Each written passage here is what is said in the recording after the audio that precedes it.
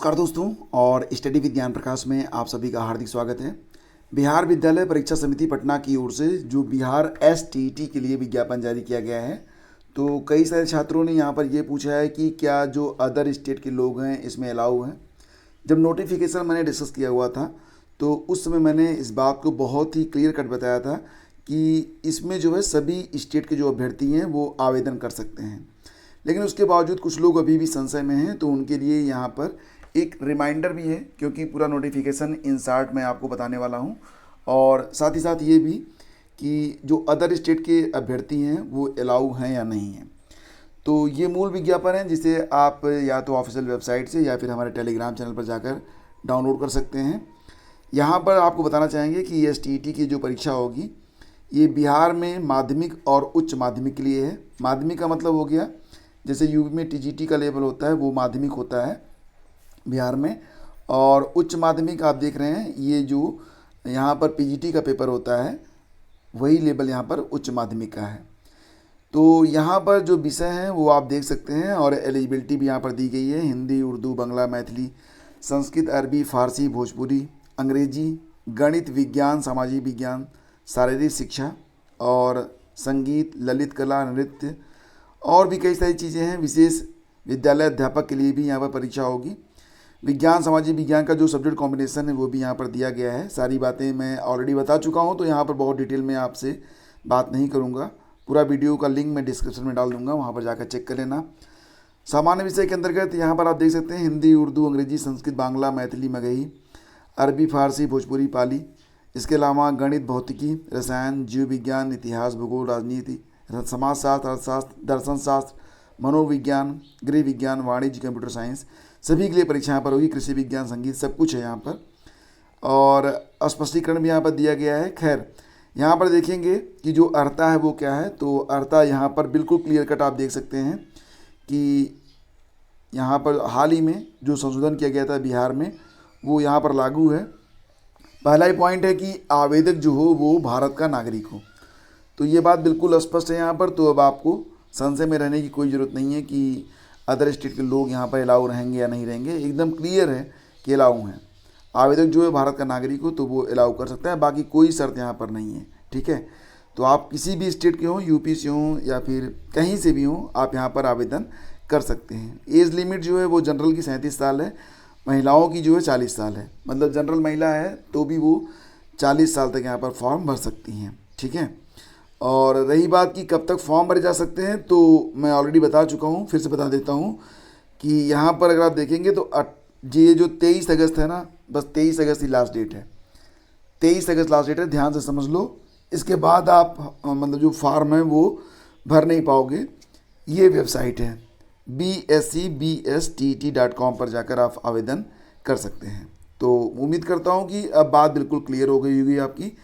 और आपको ये भी बताना चाहेंगे, हाल ही में न्यूज आई थी, क्योंकि बिहार में वर्तमान में जो लगभग 1,70,000 के आसपास शिक्षक भर्ती की प्रक्रिया चल रही है, उसमें बीएड को लेकर संशय की स्थिति बनी हुई है। तो माना जा रहा है कि 70-80 हज़ार पद खाली रह सकते हैं। ये जो 70-80 हज़ार पद हैं उसको लेकर दिसंबर तक जो है एक नई शिक्षक भर्ती का विज्ञापन जारी होगा, जिसमें लगभग 1.5 लाख पद रहेंगे।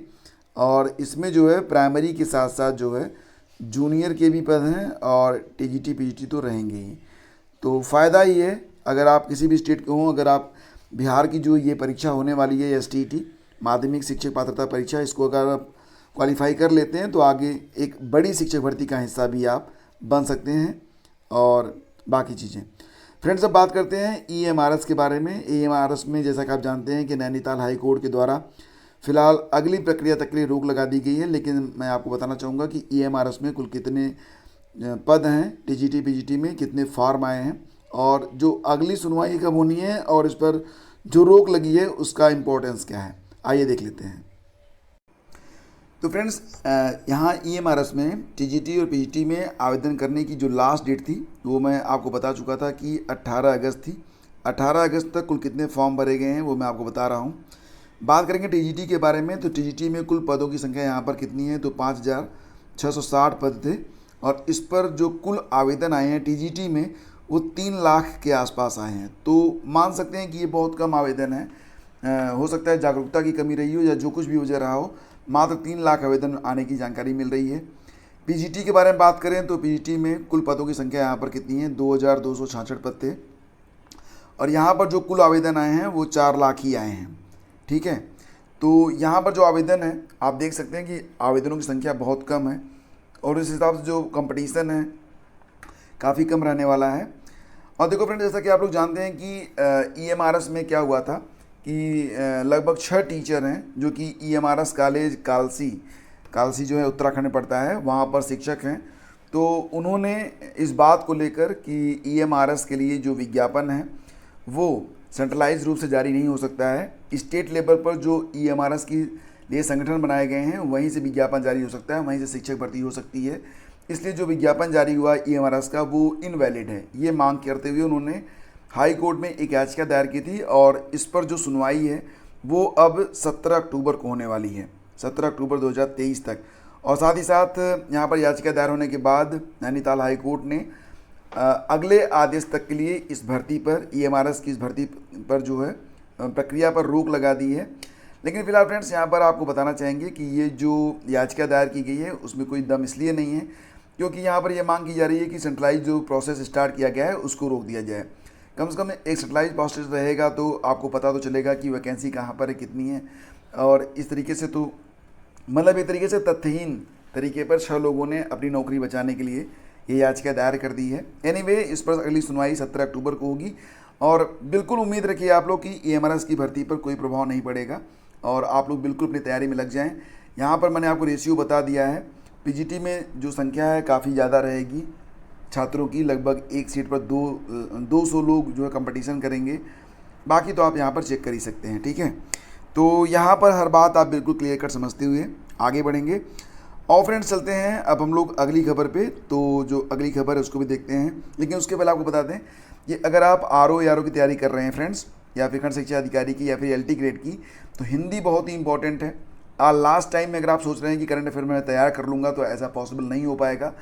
तो करंट अफेयर का ये जो शानदार पीडीएफ है ई बुक, इसको आप ज़रूर पढ़ें। मात्र 18-19 पन्ने में आपका जो मंथली करंट अफेयर है वो कंप्लीट हो जाएगा, जिसको पढ़ने में आपको 1 दिन का समय लगेगा और इसको आप कई बार रिवाइज़ कर सकते हैं। और यहाँ से डेफिनेटली आपको जो है बहुत लाभ होने वाला है, चाहे आप कोई भी परीक्षा दे रहे हों जिसमें करंट अफेयर अगर पूछा जाएगा तो ये किताब आपके लिए बहुत ही यूजफुल है। लिंक वीडियो के डिस्क्रिप्शन में है, लेना चाहें तो ले लीजिएगा। और आपको बता दें कि हर महीने के लिए ये जो पीडीएफ है वो अवेलेबल करवाई जाती है। उत्तर प्रदेश लोक सेवा आयोग की ओर से यहाँ पर 2 विज्ञप्तियाँ जारी की गई हैं छोटी छोटी। इसमें जो पहली विज्ञप्ति है ये उत्तर प्रदेश आयुष यूनानी के लिए जो इंटरव्यू होना है उसके लिए है, तो खैर इससे कोई मतलब नहीं हमारा। यहाँ चलते हैं उत्तर प्रदेश लोक सेवा आयोग विज्ञप्ति। तो जैसा कि आप जानते हैं पीसीएस मेंस की जो परीक्षा है वो 26, 27, 28 और 29 नवंबर को होने वाली है। तो ये इंपॉर्टेंट है सभी के लिए। क्यों? क्योंकि बहुत सारे लोग जानना चाहते होंगे कि मेंस की परीक्षा में कितने पेपर होते हैं और कैसे कैसे होते हैं, तो आप यहाँ पर देख सकते हैं। जैसे कि 26 तारीख को सामान्य हिंदी और निबंध का पेपर होगा, ध्यान दीजिए। उसके बाद बाकी जो 3 दिन है 27, 28 और 29 को ये 6 पेपर होंगे जीएस के, सामान्य अध्ययन के। इसमें जो पेपर नंबर ये 29 वाला है 5 और 6 ये यूपी स्पेशल होता है। तो यूपी का जो वेटेज है वो काफ़ी बढ़ चुका है वर्तमान में लगभग सभी भर्ती परीक्षाओं में, आरओ के लिए भी। तो आपको यूपी के लिए स्पेशल तैयारी करते रहना चाहिए। यूपी में अगर कुछ पूछा जाए तो वो छूटना नहीं चाहिए। 4 दिन में पूरी होगी पीसीएस मुख्य परीक्षा। यहाँ पर डिटेल्स दे दी गई है, जैसे कि जो पीसीएस की प्री की परीक्षा हुई थी तो उसमें जो रजिस्ट्रेशन हुए थे वो लगभग 6.25 लाख के आसपास रजिस्ट्रेशन हुए थे, लेकिन 3.5 लाख के आसपास जो अभ्यर्थी थे वो परीक्षा में शामिल हुए थे। 16 जून को इसका परिणाम जारी हुआ था। तो 4017 लोग ही मात्र मेंस के लिए क्वालिफाई हुए हैं। यानी कि ये जो परीक्षा हो रही है इसमें कुल जो अभ्यर्थी शामिल होंगे उनकी संख्या 4017 है, मात्र 4017। समझ लीजिए कि कंपटीशन का लेवल क्या रहता है। और फ्रेंड्स इसके बाद आप समझ रहे हैं कि नेक्स्ट इसके बाद इंटरव्यू होता है, फिर जो फाइनल मेरिट है वो तैयार की जाएगी। फाइनल मेरिट जो होती है वो 1500 अंकों की परीक्षा रहेगी ये मेंस वाली, और 100 नंबर की परीक्षा होती है इंटरव्यू वाली। कुल 1600 अंक पर आपका जो मेरिट है वो तैयार किया जाता है। स्टाफ नर्स के लिए भी जो आवेदन है वो यूपीपीएससी की ऑफिशियल वेबसाइट पर स्टार्ट हो चुके हैं। सिलेबस वगैरह सब कुछ दे दिया गया है, लेकिन ओटीआर कंपलसरी है। जैसा कि आप जानते हैं कि बिना ओटीआर के आप यूपीपीएससी की ऑफिशियल वेबसाइट पर कोई भी आवेदन नहीं कर सकते हैं। तो OTR अगर आपने नहीं किया है तो कैसे करेंगे OTR, इस पर एक वीडियो मैंने बना के पहले से ही रखा हुआ है, उसको जाके आप लोग ज़रूर वॉच कर लीजिएगा। 85 अंकों की प्रारंभिक परीक्षा होगी, फिर मेंस की परीक्षा होगी। और यहाँ पर पदों की संख्या कितनी है, 2240 पद हैं और इसमें 171 पद पुरुषों के लिए हैं, बाकी 2069 पद जो हैं वो महिलाओं के लिए हैं। और यहाँ पर बाकी जो डिटेल्स है वो आपको मिल जाएगा ऑफिशियल नोटिफिकेशन में।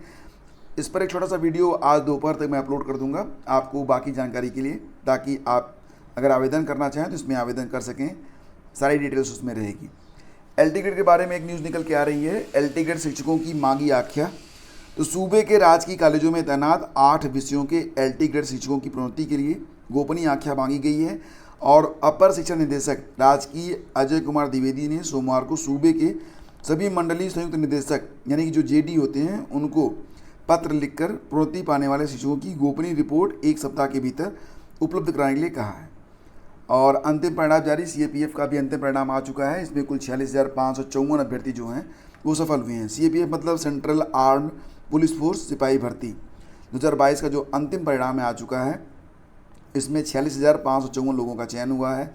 ऑनलाइन परीक्षा जो हुई थी वो 10 से 13 जनवरी के बीच में हुई थी।